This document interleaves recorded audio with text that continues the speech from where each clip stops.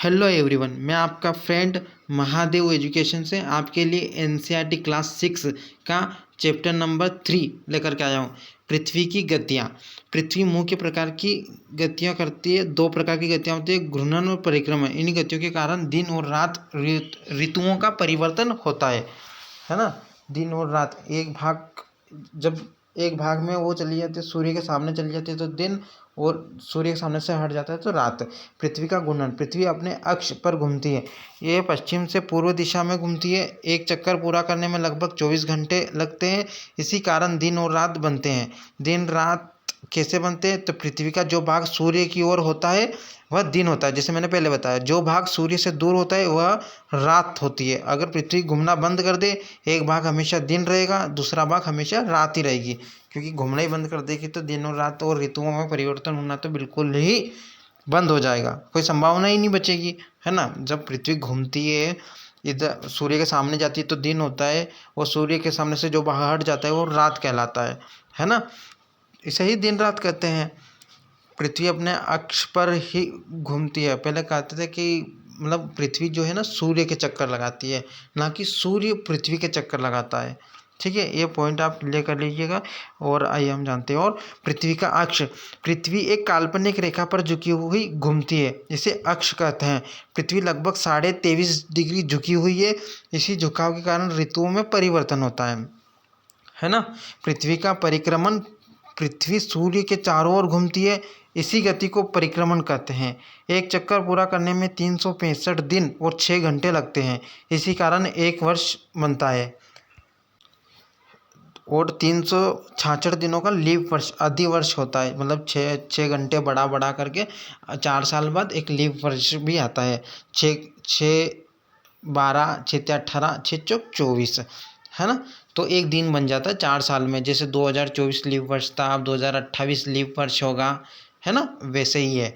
बड़ी आसान लैंग्वेज में आपको समझा रहा हूँ। प्लीज़ अगर हमारी लेक्चर अच्छा लगा हो तो प्लीज़ लाइक एंड सब्सक्राइब जरूर करिएगा। तो आइए और जानते हैं अधिवर्ष, लीप वर्ष, जो कि मैंने बताया हर साल अतिरिक्त 6 घंटे बचते हैं। 4 साल में 6 गुणित 4 कर लीजिएगा, बराबर 24 घंटे, मतलब कि एक दिन बन जाएगा। इसलिए हर चौथे साल 366 दिन होते हैं। हर चौथे साल, हर 4 साल में। इसे अधिवर्ष कहते हैं।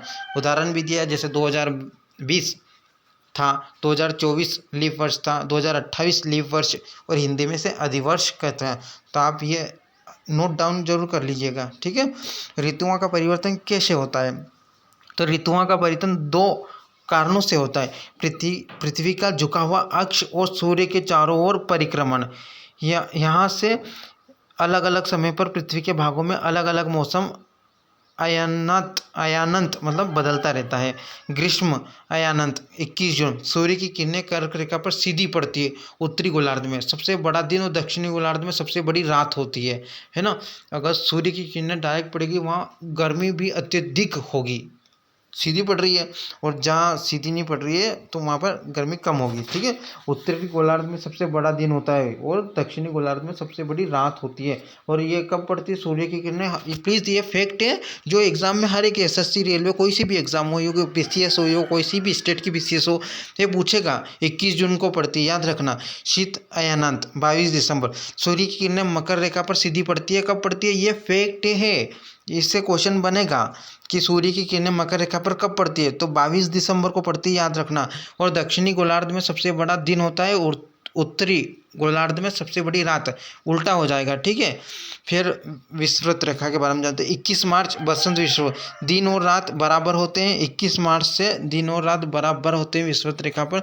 और 23 सितंबर शरद, है ना, शरद विषुवत रेखा, दिन और रात बराबर होते हैं इसमें भी। और इस समय सूर्य की किरणें भूमध्य रेखा पर सीधी पड़ती है। प्लीज़ ये डेट्स याद कर लीजिएगा। इस कोई सी भी एग्ज़ाम हो डायरेक्ट पूछ लेगा। अध्याय के मुख्य बिंदु जो कि एग्ज़ाम में जरूर आएंगे। पृथ्वी 2 गतियाँ करती है, घूर्णन और परिक्रमण, पहले बताया। घूर्णन से दिन रात बनते हैं, परिक्रमण से वर्ष बनता है। ठीक है। पृथ्वी 23.5 डिग्री पर झुकी हुई है, 365 दिन 6 घंटे बराबर 1 वर्ष। हर चौथा साल अधिवर्ष लीप वर्ष होता है। 21 जून ग्रीष्म अयानंत, मतलब सीधा मैंने बताया हुआ है। 22 दिसंबर शीत अयानंत और 21 मार्च से तो 23 सितंबर तक विषुवत है। 21 जून को मकर कर्क रेखा पर सीधी सूर्य की किरणें पड़ती है। 22 दिसंबर को मकर रेखा पर सीधी पड़ती है, ठीक है, सूर्य की किरणें। और दक्षिणी उत्तरी गोलार्ध मैंने बताया हुआ है, आपको पीछे बता दिया है। 21 मार्च से 23 सितंबर तक विषुवत रेखा पर पड़ती है। प्लीज़ आप इसे कर लीजिएगा। और अगर लेक्चर अच्छा लगा हो तो लाइक एंड सब्सक्राइब ज़रूर करिएगा। और डेली हम एक करेंट अफेयर की बहुत छोटी शॉर्ट वीडियो लेकर के आते हैं, वहाँ से आप करेंट अफेयर भी कर सकते हैं। प्लीज़ उसे भी ज़रूर देखिएगा। Thank you very much.